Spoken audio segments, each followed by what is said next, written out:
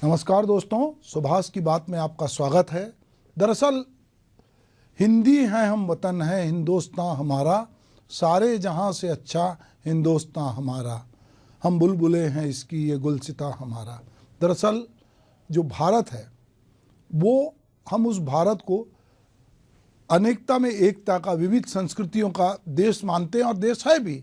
हमारे यहाँ अलग अलग जगह पर अलग अलग बोली बोली जाती है, त्यौहार अलग अलग होते हैं, खान पान अलग है और बहुत सारी विविधताओं से हम भरे हुए हैं। हमारी स्थानीय बोलियाँ, हमारी भाषा, महाराष्ट्र में कोई मराठी बोलता है, तमिल में कोई वहाँ की भाषा बोलता है, केरला में कुछ अलग भाषा चलती है, आंध्रा में जो है तेलुगु बोलते हैं।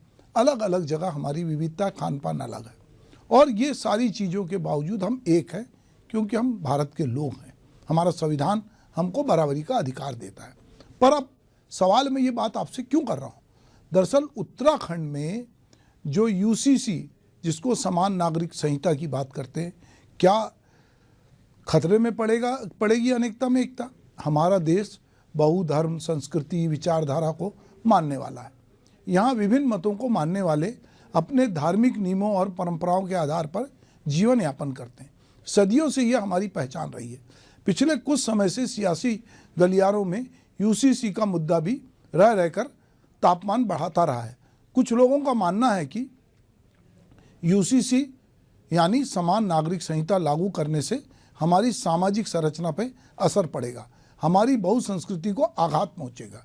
आज हम यूसीसी की बात इसलिए भी कर रहे हैं क्योंकि उत्तराखंड सरकार ने इसे अपने राज्य में लागू करने के लिए एक कदम आगे बढ़ा दिया। मंगलवार को विधानसभा के पटल पर समान नागरिक संहिता यानी कि यूसीसी बिल पेश किया गया। सदन में बीजेपी विधायकों ने जय श्री राम के नारे लगाए। मुख्यमंत्री पुष्कर सिंह धामी ने इसे युगांतकारी घटना बताया। राज्य सरकार जल्द ही इस विधेयक को कानून का रूप देकर पूरे राज्य में लागू करने वाली है। इसके समर्थकों द्वारा उत्तराखंड को मॉडल के रूप में पेश किया जा रहा है। अभी सवाल होता है, कोई राज्य जब इसकी पहल करता तो निश्चित रूप से लोग सोचते हैं ये मॉडल है। सवाल ये भी है, क्या ये आम चुनाव से पहले बीजेपी की कोई रणनीति का हिस्सा है? क्या उत्तराखंड का ये कदम देश को क्या मैसेज दे सकता है? क्योंकि इस दौर में जब सियासत में सूचना क्रांति हावी है, तब मैसेज की राजनीति ने बहुत रंग दिखाया है। यूसीसी सभी धर्मों के लोगों के लिए व्यक्तिगत कानून को एक समान संहिता रखने का विचार है। व्यक्तिगत कानूनों में विरासत, विवाह, तलाक, चाइल्ड कस्टडी, गुजारा भत्ते जैसे कई पहलू शामिल हैं। हालांकि वर्तमान में भारत के व्यक्तिगत कानून काफ़ी जटिल और विविध है। प्रत्येक धर्म को अपने विशिष्ट नियमों का पालन करता है या करना होता है। यूसीसी को लेकर समाज और सियासत दो भागों में बटा नजर आता है। इसके समर्थकों ने इसके पक्ष में कई दलील दी है।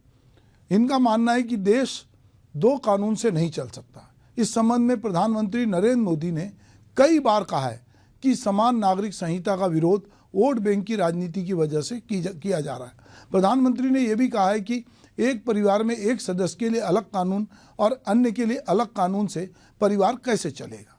दोहरी व्यवस्था से देश कैसे चलेगा? संविधान में नागरिकों को समान अधिकार की बात कही गई है। सुप्रीम कोर्ट ने भी समान नागरिक संहिता लागू किए जाने की बात कही है।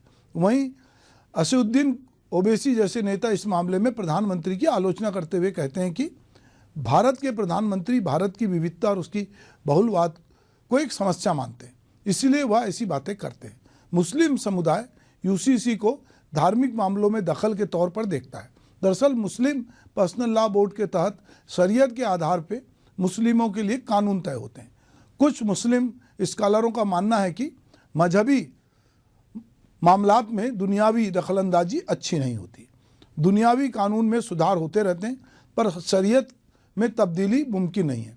यूसीसी का विरोध करने वाले मुस्लिम धर्मगुरुओं का भी मानना है कि यूसीसी की वजह से मुस्लिम पर्सनल लॉ बोर्ड का वजूद खतरे में पड़ जाएगा, जो सीधे तौर पर मुस्लिमों के अधिकार का हनन होगा। मुस्लिम धर्मगुरुओं का भी कहना है कि शरीयत में महिलाओं को संरक्षण मिला हुआ है, इसके लिए अलग से कोई कानून बनाने की जरूरत नहीं है। अब यहाँ पर हम ये देखते हैं कि जो समान नागरिक संहिता कानून है उसमें आदिवासी समाज भी है। आदिवासी समाज के अपने रिचुअल्स है, उसके अपने देवी देवता है उसके काम करने का तौर तरीका हम देखते हैं कि आदिवासियों में जहां हम एक तरफ शराबबंदी की बात करते हैं, उनको शराब बनाने की छूट भी है। उनके बहुत सारे रिचुअल्स ऐसे हैं जो बाकी लोगों से अलग हैं। बहुत सारे समाज ऐसे हमारे हैं जिनके धार्मिक विधि विधान, विवाह पद्धतियाँ सब अलग हैं। तो ये भी कहा गया कि इसमें आदिवासियों को इससे थोड़ा पृथक रखा जाएगा। अब कोर्ट के पक्ष में ये दलील दी जाती है कि धार्मिक प्रचार आधार पर जो ये बात हो रही है, इसमें ये पक्ष में ये दलील भी दी जाती है कि धार्मिक आधार पर पर्सनल लॉ होने की वजह से संविधान के पंथ निरपेक्ष की भावना का उल्लंघन होता है। All India Muslim personal law board जो है वो कह रहा है कि हमेशा से यूनिफॉर्म सिविल कोड को असंवैधानिक और अल्पसंख्यक विरोधी बताता रहा है। ये बोर्ड दलील देता है कि संविधान हर नागरिक को अपने धर्म के मुताबिक जीने की अनुमति देता है। इसी आधार की वजह से अल्पसंख्यकों और आदिवासी वर्ग को अपने रीति रिवाज, आस्था और परंपरा के मुताबिक अलग पर्सनल लॉ के पालन करने की छूट है। अब गौरतलब यह है कि उत्तराखंड में यूसीसी के ड्राफ्ट वहाँ के जनजातियों को उसमें छूट दी गई है। यूसीसी का मुद्दा भाजपा के लिए बड़ा राजनीतिक मुद्दा रहा है। जब चुनाव से पहले अयोध्या में बने राम मंदिर का लाभ भाजपा को मिलते नजर आ रहा है, उसी दौर में यूसीसी का मुद्दा इस लाभ को और बढ़ा सकता है। वैसे भी समान नागरिक संहिता से भाजपा का नाता बहुत पुराना है। भारतीय जनसंघ के संस्थापक डॉक्टर श्यामा प्रसाद मुखर्जी ने 1951 में जम्मू कश्मीर की धरती से एक देश दो निशान, दो प्रधान, दो विधान नहीं चलने का नारा दिया था। तब से भी जनसंघ और फिर बाद में भाजपा इसकी वकालत करती आ रही। उत्तराखंड में समान नागरिक संहिता कानून बनाना बीजेपी के चुनावी घोषणा पत्र वाला वादा था। धामी सरकार ने इस चुनावी वादे को पूरा कर दिया है। ऐसे में केंद्र की ओर से भी ये मैसेज दिया जा रहा है कि विधि आयोग की रिपोर्ट के बाद इस दिशा में विचार किया जाएगा। बहुत से लोगों का यह भी तर्क है कि देश में यूसीसी लागू होने से विवाह, तलाक, गोद लेने और संपत्ति बंटवारे में सभी के लिए एक नियम बन जाएगा। अलग अलग कानून का झंझट दूर हो जाएगा। दुनिया के कई ऐसे देशों में समान नागरिक संहिता लागू है। इनमें हमारे पड़ोसी देश पाकिस्तान, बांग्लादेश भी शामिल है। इसके अलावा इजराइल, जापान, फ्रांस, रूस में भी समान नागरिक संहिता लागू है। यूरोपीय देशों में और अमेरिका में धर्मनिरपेक्ष कानून है, जो भी सभी धर्मों के लोगों को समान रूप से लागू होता है। दुनिया में ज़्यादातर इस्लामिक देशों में शरिया पे आधारित एक समान कानून है, जो वहाँ रहने वाले सभी धर्म के लोगों को समान रूप से उन पर लागू होता है। चुनाव के ठीक पहले भाजपा इसे एक मैसेज की तरह इस्तेमाल करे। हालांकि इसे जमीनी स्तर पर भी हम कहें उतारने में कई तरह की चुनौतियाँ हैं।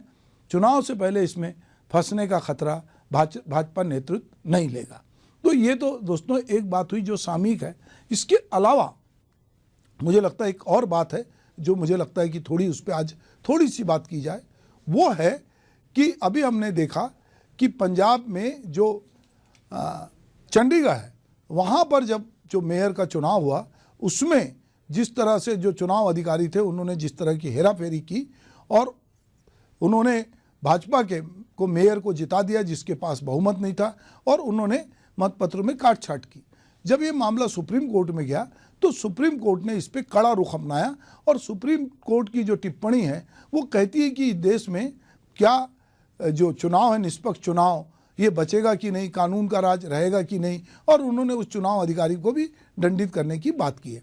दरअसल चुनाव में बहुत तरह की हेराफेरी होती है और जो रिटर्निंग ऑफिसर होते हैं कई बार वो निष्पक्ष नहीं होके जो सत्तारूढ़ दल होता है उसके इशारे पे काम करते हैं, और बहुत बार इसको लेकर जब वोटों की गिनती होती है तो वहाँ झगड़े भी होते हैं।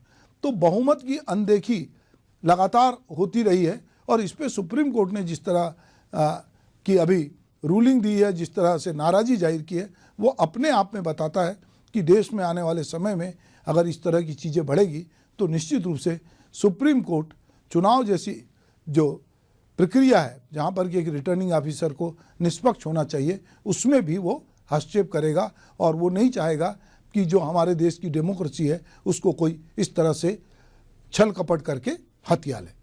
नमस्कार।